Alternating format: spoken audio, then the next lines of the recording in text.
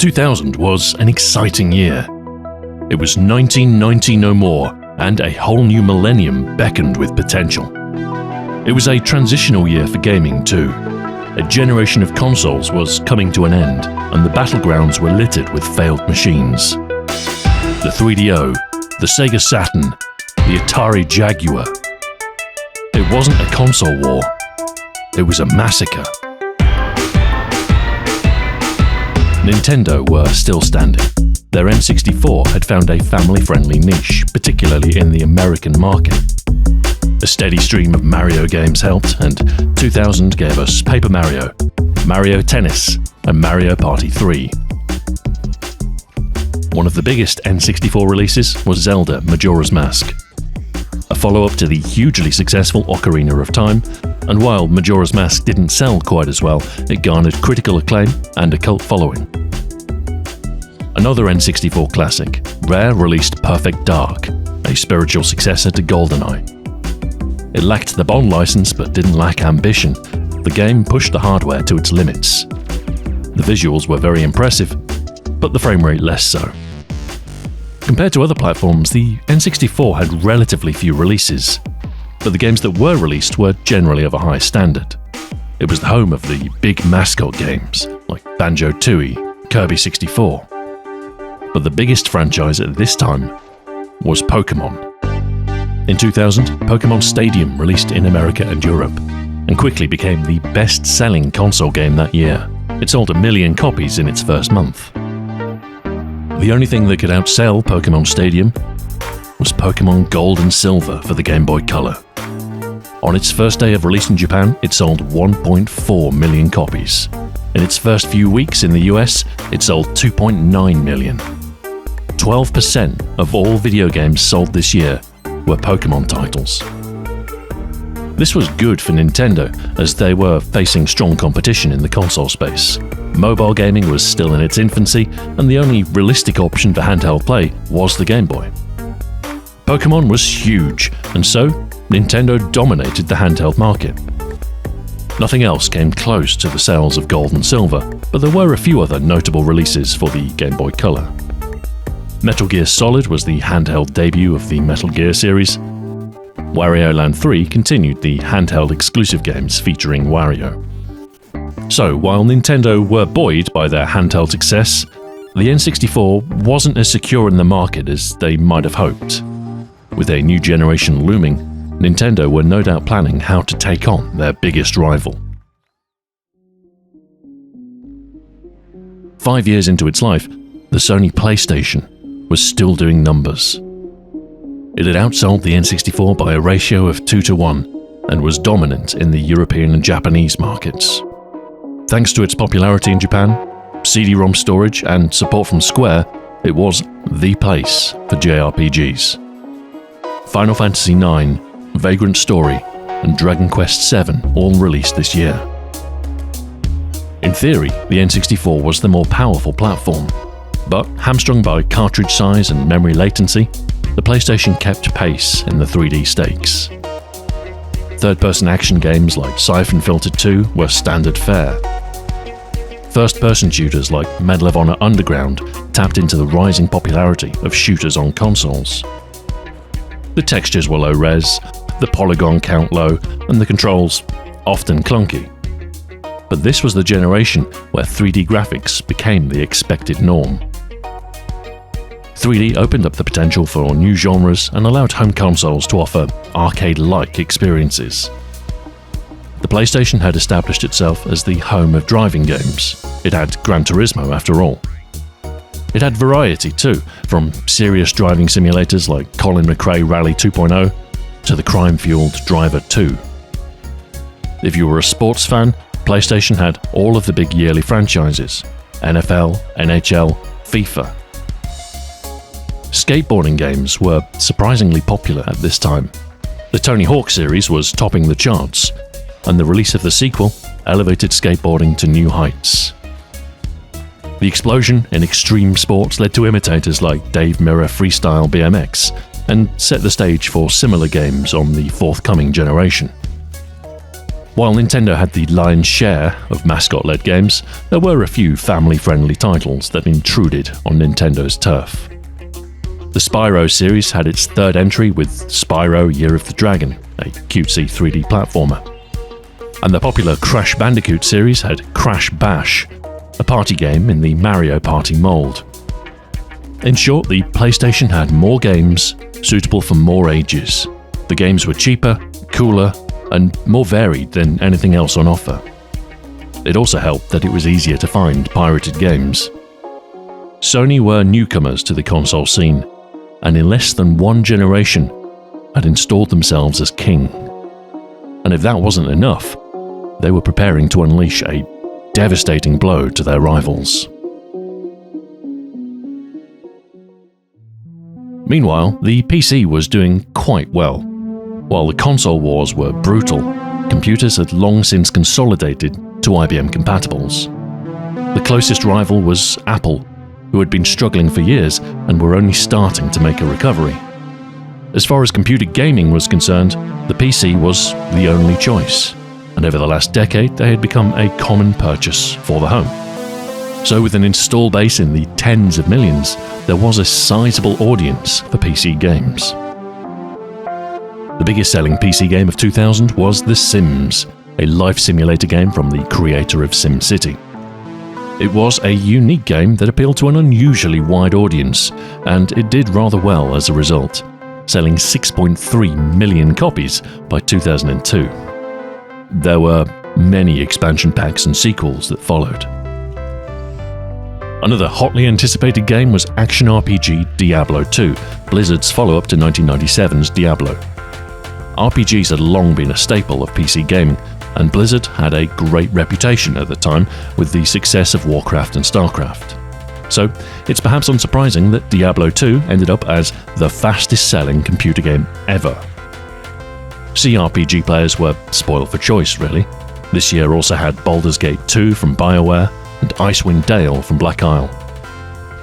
Another classic PC genre was strategy, and one of the highlights of the year was Shogun Total War, a meaty slice of turn-based planning with 3D real-time battles and the opening entry of the Total War series.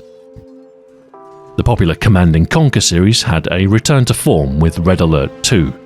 After the divisive Tiberian Sun, the alternate Cold War setting was welcomed, although it wasn't quite as good as the original. 3D stealth action games were en vogue too, likely due to the popularity of Metal Gear Solid. IO Interactive gave us Hitman Codename 47, an open-ended assassinate 'em up. And Looking Glass Studios released Thief 2: The Metal Age, a Hail Mary from a struggling studio which, despite critical acclaim and healthy sales, failed to save the company from bankruptcy. One key advantage of PC gaming that the consoles hadn't yet usurped was online play. The internet was rapidly becoming more and more popular, and for most people, the first, if not the only, device to be connected was the PC. Games like Quake 3 Arena, Unreal Tournament, and Team Fortress Classic had installed themselves as online essentials, and this was the year that Counter-Strike made its debut. Backed by Valve and the Half-Life name, it found instant popularity. The round-based tactical FPS remained popular for years afterwards, topping play count rankings. The PC market was challenging, however. The sheer breadth of software available meant that many games, no matter how critically acclaimed, didn't sell particularly well. Take Deus Ex, for instance, a first-person action RPG that was hailed as the pinnacle of PC gaming, festooned with awards, and retaining a cult following today. It sold about 138,000 copies in the US in its first year. There was a lot of competition for shelf space, and the big boxes didn't help. The PC market had a lack of cohesion, and the consoles were starting to gain ground. Even PC stalwarts like the point-and-click adventure were struggling. The golden era of LucasArts was over, replaced with an endless string of Star Wars games. Many great PC exclusives of this era failed to gain the traction they deserved. The operative, No One Lives Forever, was a deft blend of camp 60s espionage with first-person stealth action, and it was very good. It received critical acclaim, with some reviewers comparing its innovations to those made in Half-Life. It sold 36,000 copies. Of course, some flops were more deserving than others. Daikatana came out this year too. It was supposed to be the next big FPS from John Romero to exceed Doom and Quake, a promise the game couldn't uphold. Iron Storm forecasted sales of 2.5 million, but its poor reviews scuppered any chance of a hit. It sold just over 8,000 PC copies in the US in its first few weeks. History remembers it as one of the biggest commercial failures of the era. There was just no room for mediocrity. The PC had more games available than any other platform, but players didn't have bottomless wallets. 7 out of 10 isn't good enough when the shelves are filled with 8s, 9s and 10s.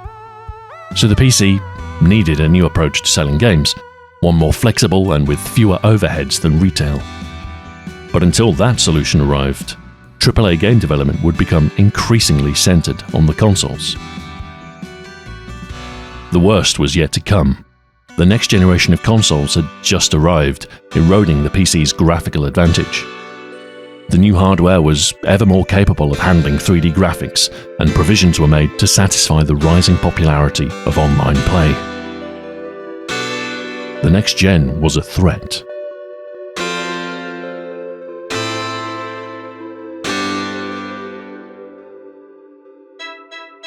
First to market was Sega's Dreamcast, launched the previous year.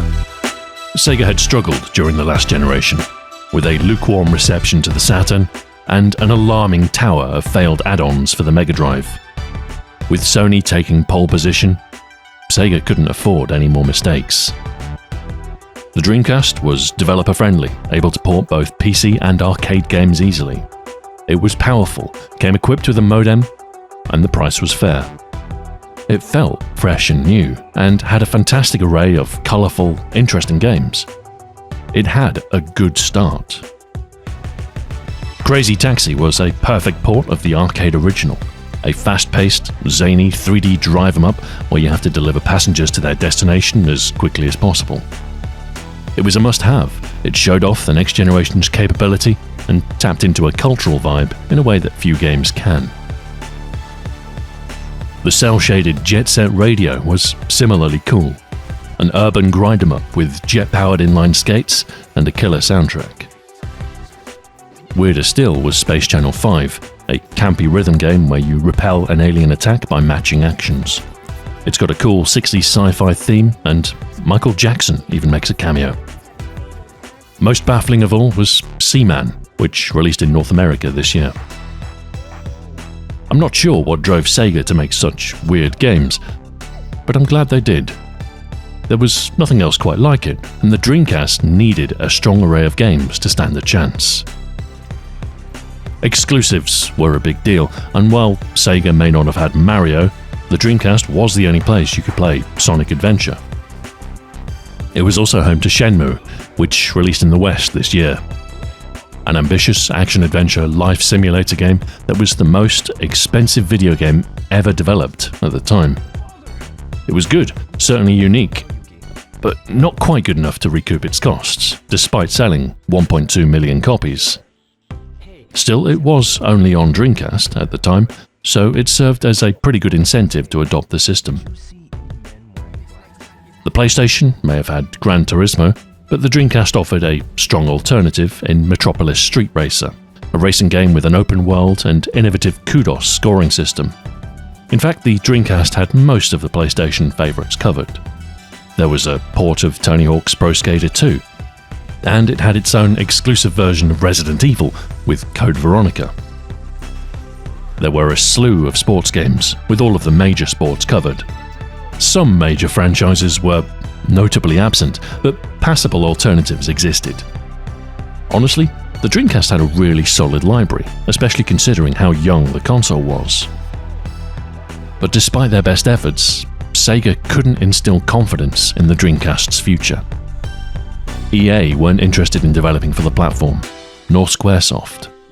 The Dreamcast was good, great even, but it wasn't a PlayStation. Sony had built a very powerful brand over the last few years. In a time awash with bad decisions and risky purchases, the PlayStation was always a safe bet. And now, it was time for the PlayStation 2. The PS2 launched in March in Japan, October in North America, and the following month in Europe. Anticipation was sky high, with PS2 scarce on shelves and $250 million in revenue taken on the first day alone. 1.4 million were sold in Japan in its first month, and 10.6 million consoles globally in its first year. Sega already knew they were in trouble, but the strength of PlayStation sales by the end of the year made it clear that they couldn't continue. So soon, the PS2 was left standing as the only next-gen console on offer. It was the logical choice.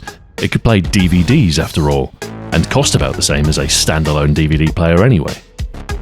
Unusually for a new console, it was backwards compatible with the original PlayStation, so you could carry on playing your favourites until something new arrived. The complement of launch games for the PS2 was a mixed bag. Enough to cover most genres, but the best was still on the way. The annual sports games were perhaps the most important for the launch checklist. EA had the NFL, NHL and FIFA franchises ready to kick off the next generation. More interesting was SSX, a snowboarding title that scratched the same extreme itch as the Tony Hawk series. It was originally a Dreamcast title, but after EA lost confidence in Sega's console, development shifted to the PS2. Driving games were another important part of the PS2's launch lineup. The next Gran Turismo was a year away, so in the meantime there were a few other next-gen options. Ridge Racer 5 was an arcade racer from Namco, praised for its tight racing and next-gen visuals, but criticised for a lack of anti-aliasing and limited content. Rockstar Games were gearing up to dominate the new generation and had 2 racing games on offer ready for launch. Midnight Club Street Racing was a city-focused game with illegal races between exotic imports.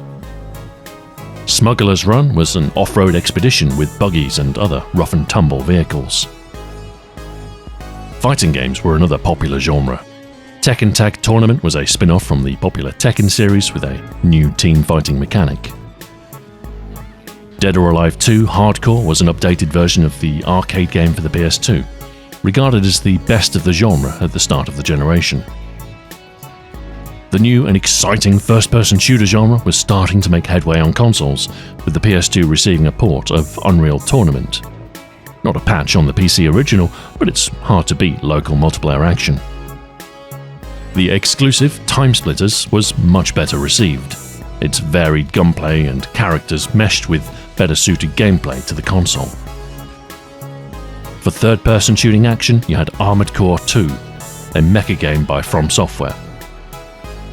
Dynasty Warriors 2 was a large-scale strategic hack-and-slash. The PlayStation had a reputation for great RPGs, but the selection on offer at launch for the PS2 was underwhelming. Best of the bunch was Summoner, a 3D Western action RPG from Volition. From Software were also quite prolific, building on the success of their King's Field series. They had 2 games ready for launch, Evergrace and Eternal Ring, although neither were received particularly well. Dark Cloud was originally intended to be a launch title, but slipped to later in the year. A Zelda-style JRPG, it was the best of its genre in 2000, although this wasn't the highest bar to clear. With retrospect, the launch titles for any console pale in comparison to those released once it finds its stride, and the PS2 was no exception. But the basic needs were covered, and many great games were in the pipeline. With the massive hype surrounding the launch of the PS2, Sony couldn't fail to make an impression.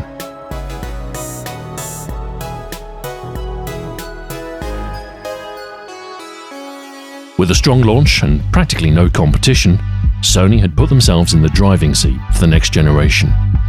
The PS2 was a capable system with 3D graphics that looked truly next-gen. From the messy, brutal console wars of the previous generation, a clear victor had emerged. Sega had been bested and were planning their exit from the industry. The 3DO and Jaguar, nothing but a distant memory. Nintendo remained and were preparing their next-gen competitor, But they'd been in the shadow of the PlayStation for a while, and with the PS2's head start, they had a mountain to climb. Even the PC was feeling the effects of the PlayStation's influence. Although the last decade had been great for the adoption of the platform for games, the lack of a standard configuration made it difficult to target. There is something to be said for the simplicity of a console, and the monolithic hardware was starting to become more appealing for both consumers and developers. Microsoft knew this, and with their financial might, they saw an opportunity to challenge Sony's dominance in the console market. Essentially, a PC in a little black box, leveraging the rapid advancement of PC components into a standard configuration. As the PS2 launched in Japan, Microsoft announced the Xbox. It wouldn't release until next year, but Sony's monopoly was going to be tested, and Nintendo were no longer guaranteed second place. It was an exciting time. Technology was cool, and there was nothing but blue skies on the horizon. The arrival of a new millennium had brought a feeling of optimism for the future.